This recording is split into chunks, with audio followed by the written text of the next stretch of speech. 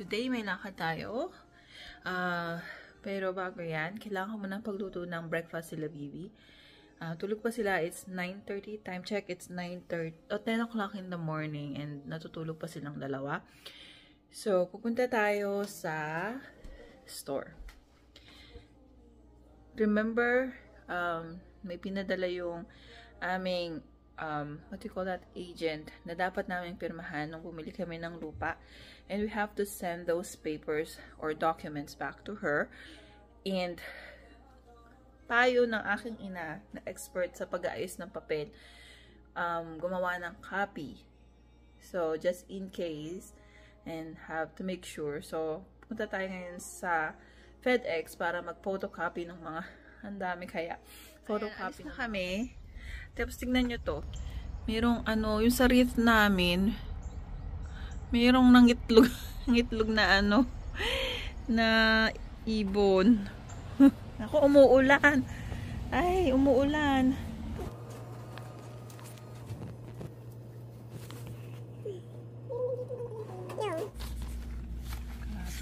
Ito, copy na rin ito. Ayan. Yan na. So, merong silang mga clip doon. Tapos, naayos na namin doon. So, ngayon bibili tayo ng folder para doon sa photo copy, no? Nito. Sabi naman niya, after daw na i-send back sa kanila tayo bibigyan ng copy.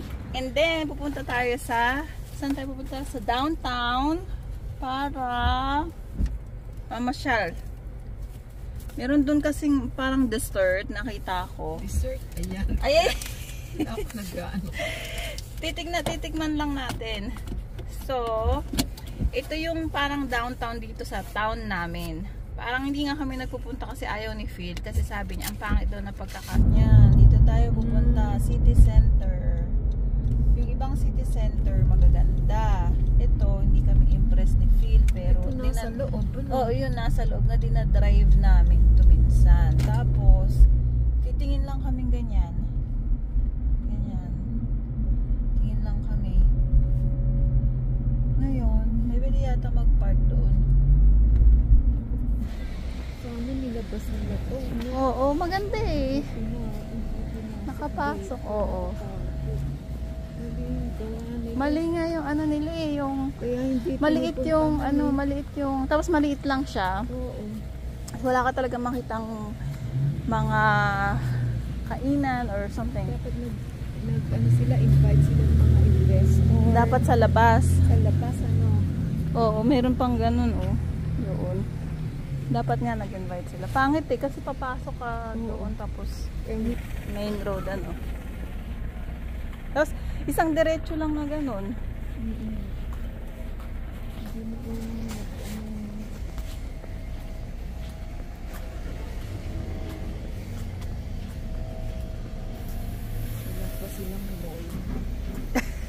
Ang dami mo namang reklamo, bumalik ka na ng California.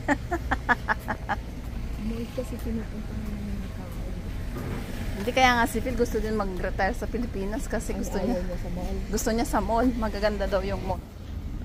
Di ba isang lumiko lang kami. Ayan na. Mas nasa taas yung mga iba.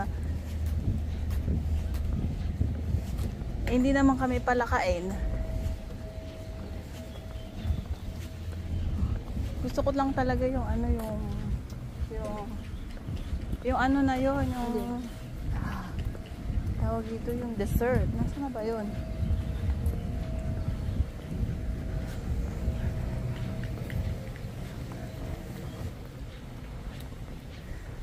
Kaya ayaw maglakad ni Phil dito eh. Pero may bakery. Mary Lucille's. Dapat iyan nila. Parking day. May parking sa likod. Malaki? Oh, saan kaya entrance yan? Ito eh. Ito? Oo, kaso sarado pa, 12 ang bukas. Tingnan nga natin doon kung anong meron doon sa hagdan na yun. Yata sila nag-aano yung pag merong event.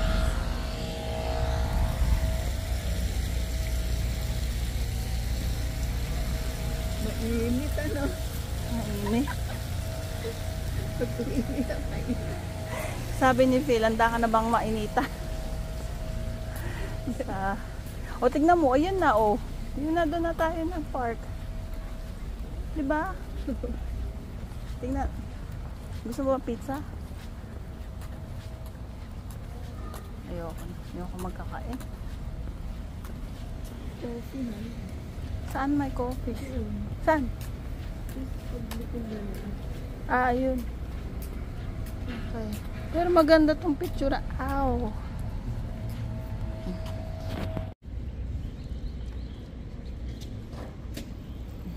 Ano? Kulang sa sugar. Masarap Sabi naman ko nga siya. tayo. Pero hindi ako masyado umiinom na ganyan. Masarap naman siya, kaya lang parang kulang sa sugar. Guys, kung nakalimutan nilang lagyan ng sugar to, ano, ang taba. Lasa siyang, hindi nga lasa din matcha eh. Parang lasa lang siyang gatas na mayroong halong ano. Okay lang. Hindi rin eh.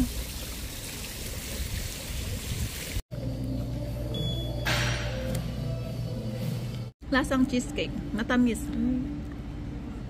Ka-diabetes tayo. Oo nga. Hindi ka papaya niya.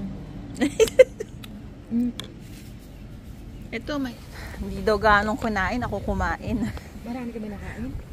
Eh halos akong kumain eh. Matamis siya. Hindi naman naubos. Hindi nga naubos. Mahirap kung inubos mo. Masarap siya pero matamis.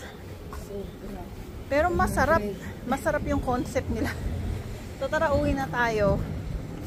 Ayan, o, tignan nyo, mayroon pa ditong magandang. Maganda, diba? Ayan ang city center. So, bawat town dito, mayroon silang tinatawag na city center. Kung saan may mga boutique, may mga pagkain. Usually, ang style nila is outdoor. Ganyan. Ngayon, itong city center ng town namin is maliit. Nakapasok sa loob, kaya hindi kami pasyadong naglalakad-lakad ni Phil. So, first time kong naglakad-lakad dito ngayon, actually. So, tara, umuwi na tayo. Yan. Yun ang city center. Pag sa dito mo titignan, parang ang laki niya, di ba? Parang ang daming store. Pero sa totoo lang, maliit. Konti lang yung store nila. Ang dami kong nakain. Hindi alam mo, nagpabigat yung, ano, yung latte. Latte. Yung green tea latte. Ang bigat sa tiyan. Water kasi yun. Hindi naman ako kumain eh ng agahan. Buti hindi nga nilagyan siguro ng sugar kasi maano nga siya. Nakakain. Ang bigat. I-compute natin kung magkano ang ano tawag dito, salary plus versus bills mo. Okay, dito kasi depende ang work mo, 'di ba? Depende ang sahod mo. Sa hospital kasi namin, ang CNA, bawa hindi ka pumunta dito ng nurse, 'di ba? O mag-CNA ka or tech, pero dapat may license ka. Ang ano mo is ang dapat ang sweldo nila is 19 or mga $24.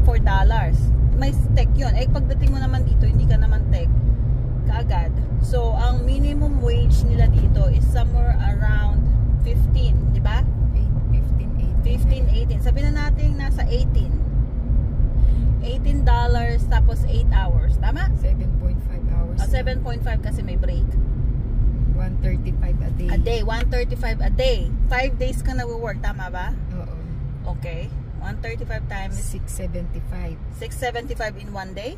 Ay, in 1 week. 5 days. Okay. At plus 3 weeks ba nag-work? Or Time is 4? 10 days. 10 days. O ito times mo sa 10 days. 1,350.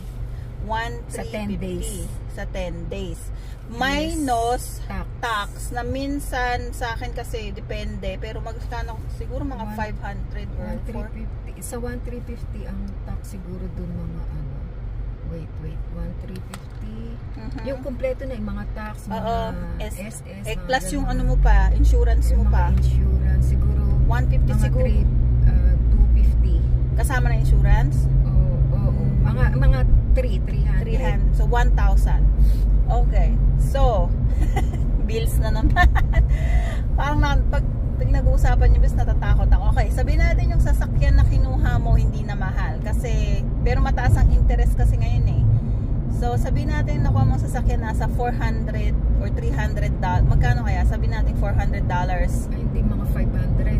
500. Pero ano lang yan eh, 2 weeks lang kasi yan. Times 2 mo yung, 2,000 na yan a month. Para maano na natin lahat ng bills. So, 2,000 i-minus mo yung sasakyan na, sabihin natin 400 na lang. 400 na lang yung mga second hand. Oo, mga second hand. 1,600. Oh, tapos minus natin yung pagkain na ang pagkain is dahil ikaw lang, sabi natin a month mababudget mo siya ng 300 maybe. 350. Gawin mo ng 400 kaya. Oh, minus bills mo sa 1 na. Ano 1 to na? 1 to na natin. Ah, okay. 1 to yung okay, 1 to minus mo yung insurance sasakyan. Magkano? Insurance ang binabayaran namin sa tatlo namin sasakyan is 500 eh. So maybe sabihin natin 100 kasi isa lang naman ang sasakyan niya. Hindi rin si Jason 500. Grabe naman yun. 150. Tawaran natin 150. 1,050. Oh, tapos i-minus mo yung phone. O sabi natin $30 yung phone. 45? Ah, okay. Every month yun binabayaran yung line and yung phone. Yung line and phone. Ano pang babayaran mo? Tubig and kuryente. Kasi dito hindi ka makakaupa ng may kasamang tubig and kuryente. Dito sa amin So, minus yung tubig, kuryente, 200. Sabi natin 200. May 1 saan matitira sa mo? Sa sahod mo. Pero yun guys, mga na yun, inano natin yun, parang tawag dito tayo, estimate lang yun, tapos sa isang job lang yun. Ngayon kung magdadal and parang binawasan natin yung mga gastos, hindi natin in-exaggerate, di ba? Kasi hindi natin alam kung magkano, kasi totoo lang yung sasakyan talaga. I don't know kung makakuha ka pa ng 400 or 300 ay yung rent a month. Sinama na natin yung rent, di ba? Hindi mo sinama yung rent? Magkano yung rent ang inano mo? Oo nga, no, hindi ko sinama hindi kasama yung rent. Naku. Sa 1,000 rent, 800. Ay, hindi pala nasama yung rent. Hindi ka nagsama ng rent, di ba? Tax lang. Yung tax at saka yung mga SS, mga... Oo nga. Ay. Tax, SS, mga... kung ano-ano pa. Yung pag natanggap mo kasi yung pera mo doon. Pag natanggap mo yung sweldo mo, nakabawas na yun. Yung mga tax, SS, Medicare, ano pa ba? Marami pa eh. Nakakatakot naman pala. So, kailangan mo mag-part-time job. Kailangan mo mag-double job ka. So, pag nag-double job ka, meron kang maiipon. Yung isang sweldo mo sa isang job mo, ang babawas na doon, yung mga Medicare, yung mga ano ulit. So, tax ulit. Yung mga tax. Pero wala na syempre yung mga cars. So, yun yung parang savings mo. Pero ikaw lang yun hindi mo kasama yung pamilya mo. Ngayon kung nandito yung pamilya mo, ibang usapan yun. Kasi may bata ka, nag-aaral, bibili mo ng damit, madadagdagan yung gastos mo sa pagkain.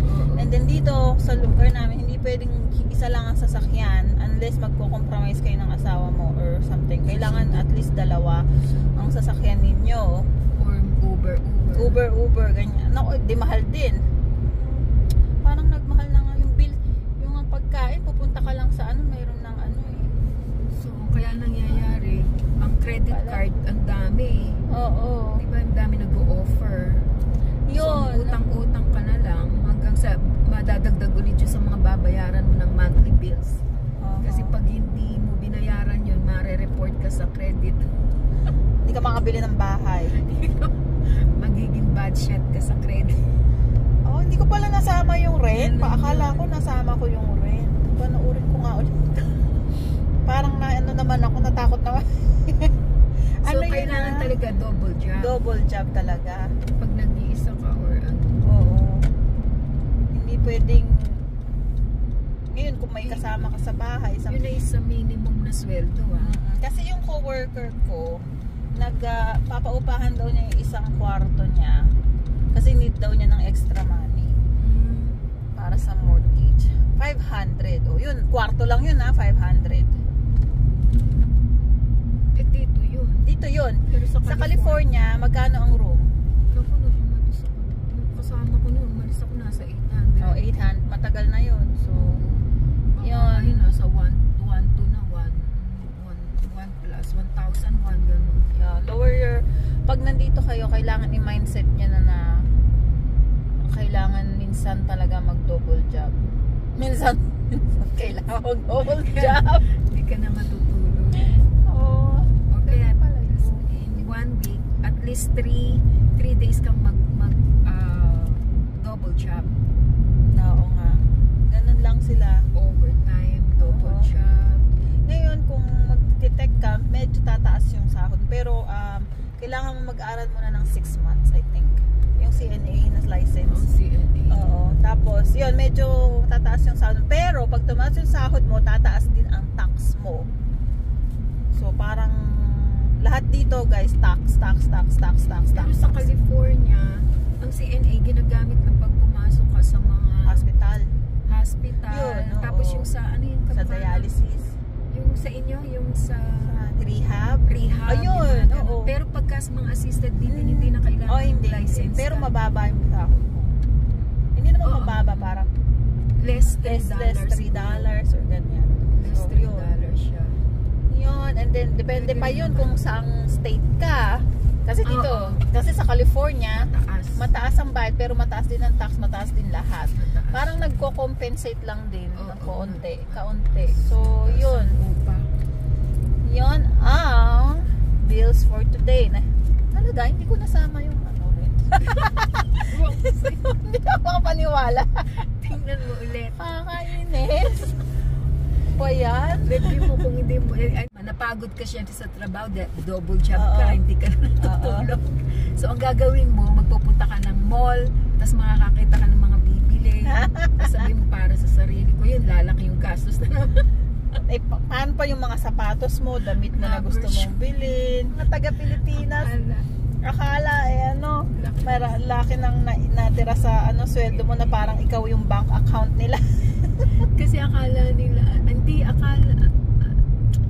ba tawag dito? Kasi ang kagandahan lang, nakakapagtrabaho ka dito. Ayun, yun yung nakagandahan. Sa pero sa Pilipinas, pag nag-ano ka ng negosyo, lahat na ngayon mga online, parang mas maganda din eh. Oo, mas ano ka. Yun na naman si negosyo. Okay guys, thank you for watching. See you in the next vlog.